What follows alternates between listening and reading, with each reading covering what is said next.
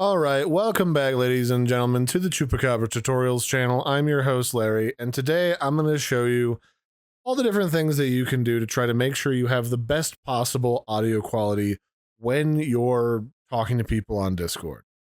And the first step is usually a trip into your settings inside of sound. So if you bring up the system settings and you go under system, because you can just type in settings in the Windows search bar. Under system, in the little left-hand sidebar, you'll find sound, and then it's somewhere in here you'll notice whichever input device and output device you tend to prefer to use. First thing I would recommend is if there's more than one input device, make sure your preferred microphone is selected, and then go down here underneath Advanced and click More Sound Settings. And just to make sure that it doesn't break or anything, make sure you right-click your preferred sound device and it's set as your default communication device and your default audio recording device. For some reason, Windows splits those two distinctions into two, and if you plug in multiple devices, it can sometimes decide this must be for phone calls. And any device that wants to be used for phone calls, or any program that wants to pretend it's for phone calls, will use that device, and that can often be the wrong device. Once you've done that, you can go ahead and click on Properties for this device, and you can make sure underneath Advanced that this little button here is set to be as high a quality as you can get it. That way, you can make sure that you are receiving all of the best audio that you could possibly hope for. And then you can also make sure that you enable audio enhancements, because depending on the software that you're using, the audio enhancements can do things like remove background noise, or they can try to boost your volume or boost different parts of your voice to make it sound more robust and full featured, like you're there in person. And then you can just click OK. Once you've made sure that this is displaying the highest possible audio quality, because depending on the device, you may not be able to change this, but you want to have the highest quality you can. There's oftentimes like a DVD quality versus a CD quality, or a studio quality versus just like an at-home stereo quality. You'll be able to probably tell which one's which. You can also adjust the volume of your microphone if you're not entirely happy with it. And depending on what kind of microphone you have beyond that, you might also want to see what kind of drivers come along with it. I'm using a Yeti GX, which means that Logitech comes with a whole suite of additional settings that you can mess with, but I'm not going to cover that today because that's sort of a case-by-case basis. Once you're satisfied with these settings, you can close your audio settings, and then you can go to your user settings in the lower left-hand corner of the Discord window. It's next to the deafen button and the mute button next to your profile. Go ahead and give that a click, and inside of here, you can find in the left-hand sidebar, I was just messing with this before recording this, you can find your voice and video settings. This is where you want to go to tweak the remaining sort of settings for your microphone.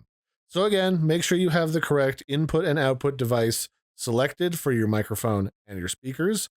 You can just leave your microphone at full volume. Some people like to leave it at like 90%, thinking that it sounds a little bit better. In my opinion, just let it be full bore, that way it's easier for people to adjust you rather than guessing, oh, is he at 40% or 60% or whatever. Speaker volume starts at 100%. If people around you are being really quiet all the time, even when you boost them manually, just pull that to 200% if you want. It goes all the way up to 200. I'm just going to leave that at 100 though. If you're curious if your mic is working, you can just open this up and see if it's working. Next up, you can do some input profiles. There's voice isolation, where it just uses your voice. You can do studio quality, where it's just pure top quality audio, and then whether or not you want to use an input for push to talk, or let the Discord detect your voice when you're talking. I have a lot of background noise in my house. I got cats screaming and people yelling at me occasionally, so I don't use the automatic input sensitivity. But if I were to turn off push to talk, you can see that this actually has a pretty good automatic voice detection built into Discord. But if not, you can actually just adjust this so that this dips just below wherever this little line is when you're talking into your microphone, so that it doesn't trigger unless you're actually trying to talk. But personally, I like push to talk. and I use the tilde key. So that's just my preference. Now, when it comes to noise suppression, I recommend the crisp noise suppression. That's like the fancy one that is built into Discord. It's supposed to be really smart at detecting what's voice and what's like your cat sneezing or a fan in the other room. I fully recommend that one. If you find that your voice keeps getting cut off for whatever reason, you can just turn noise suppression off or to none. I mean, I think the crisp works great. I don't feel like you need to turn that off. That said, if you're using, like again, I'm using a Yeti GX. I have a secondary driver that also does noise suppression, so I would not use two noise suppression at the same time. Only pick one or the other. You can also do echo cancellation. That way, make sure that if there's any type of echo of your voice from any device, like your headset or something else in the room, you can make sure that that doesn't happen by clicking on echo cancellation. And then again, I like to use push to talk. You can edit your push to talk key right here.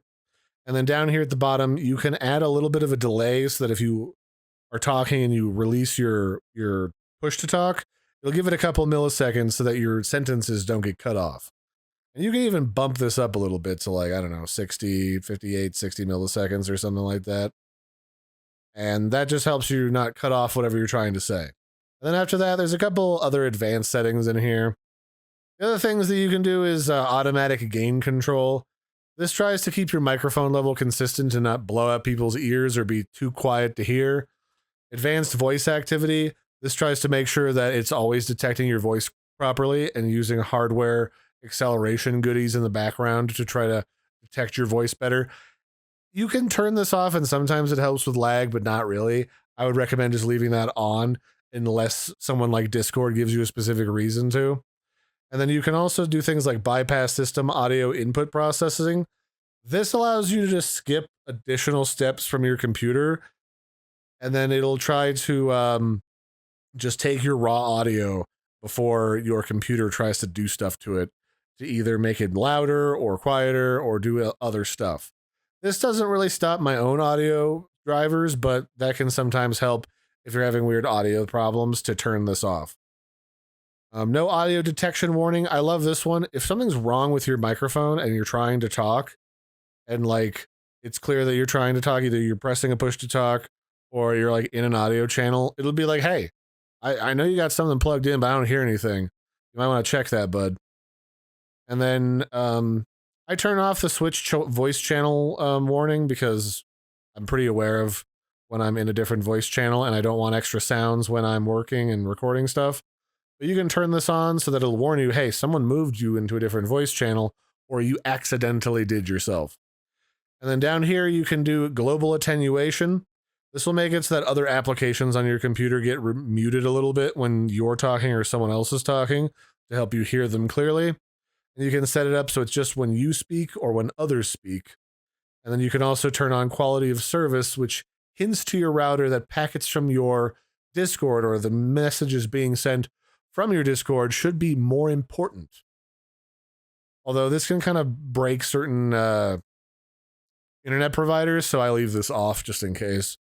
I don't really need to do this. Generally, Discord handles this pretty well without having to be given priority. But if you're having problems with your Discord kind of getting knocked off the network, even though you've got really good internet, turning this on might help. So that's it. That's taking a look at how to get the best voice quality out of your Discord microphone experience. I've been your host, Larry. Don't forget to like and subscribe, and I'll catch you next time. Bye, everybody, and have a good one.